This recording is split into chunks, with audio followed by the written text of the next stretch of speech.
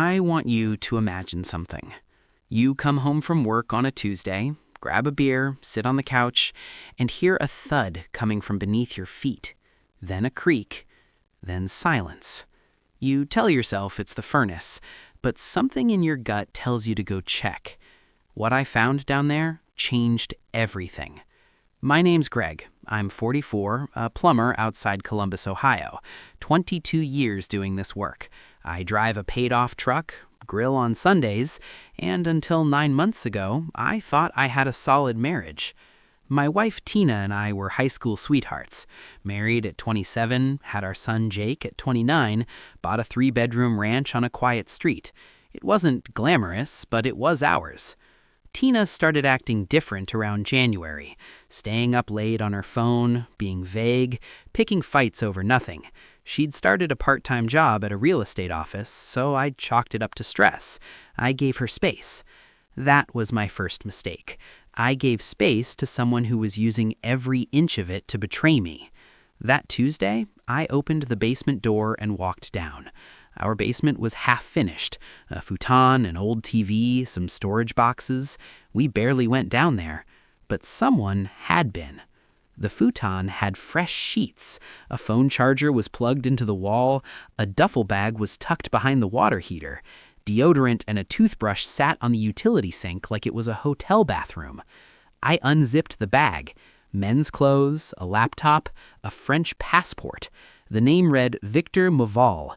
Lean guy, mid-30s, looked like he belonged in a cologne ad. Someone was living in my basement, and my gut told me my wife knew all about it. I didn't say a word that night. Ate dinner, helped Jake with homework, acted completely normal. After Tina went to bed, I went back down and installed a $60 trail cam behind the Christmas decorations, the kind you use for deer, except I wasn't hunting deer. Within 48 hours, I had my answer. The footage showed Tina going downstairs 20 minutes after I left for work. Victor came in through the exterior cellar door like he'd done it 100 times. She brought him coffee, they sat together on the futon, and then they did a lot more than drink coffee. I watched that footage in my truck during lunch, ate half a sandwich, threw the rest out, and stared at the steering wheel. I didn't cry, I didn't scream. I felt something drain out of me, like someone pulled a plug inside my chest and everything warm just emptied out. Then one clear thought filled the space. I'm not going to react, I'm going to respond. Over the next 2 weeks, I gathered everything. I learned Victor was on an expired tourist visa, overstayed by 4 months, no work permit, no green card. Tina had met him at the real estate office, and somehow the only property he ended up occupying was my wife and my house. I hired a divorce attorney named Phil, looked like a football coach, argued like a courtroom assassin. I showed him the footage, the passport info, and bank records proving Tina had funneled nearly $9,000 from our joint account to cover Victor's expenses. $9,000 I earned crawling under houses in the dead of winter. Phil looked at me and said, "Greg, this is one of the strongest cases I've seen in 20 years. But I wasn't done.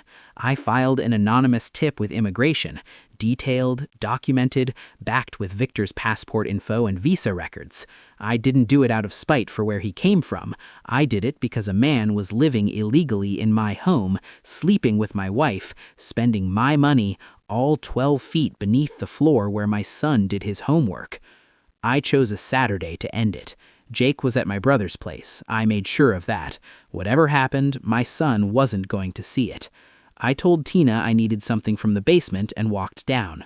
Victor was sitting on the futon eating cereal out of my bowl, watching his laptop. He looked up, went through 9 emotions in 2 seconds, and then tried to smile. "Hey man, I can explain." "No," I said, "you really can't." I told him calmly that I had footage of everything, records of every dollar, a divorce filing already in motion, and a report on his immigration status already submitted. The confidence drained out of him like water through a cracked pipe.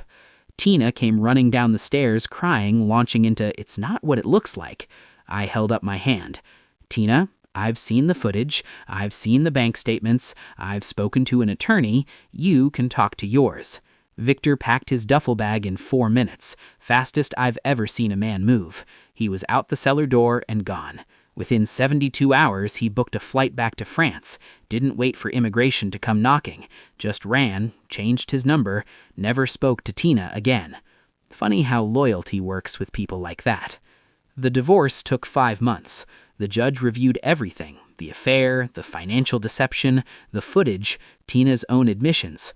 I kept the house, got primary custody of Jake. Tina got visitation every other weekend and a court order to repay every dollar.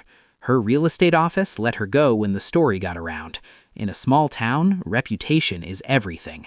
Her own mother called me to apologize. I told her it wasn't her fault. People make their own choices. The months after were hard, I won't lie.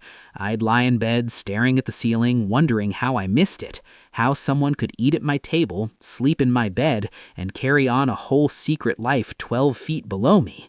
But here's what I learned, and if you're going through something like this, hear me out. You're not stupid for trusting your wife. Trust isn't a flaw, it's what you're supposed to bring to a marriage. The person who broke it is the one with the problem. I rebuilt. Coached Jake's baseball team, refinished the basement, ripped out that futon and put in a pool table and a mini fridge. Buddies come over on Fridays now and we play cards down there. Nobody's hiding anymore. Last I heard, Victor's working at a restaurant back in Lyon. Tina moved across town, and me, I'm doing just fine. Because the best revenge isn't anger. It's building a life so solid that the people who tried to break it become completely irrelevant. My name's Greg. I'm a plumber from Ohio. I fix things for a living. And when I couldn't fix my marriage, I fixed my life instead.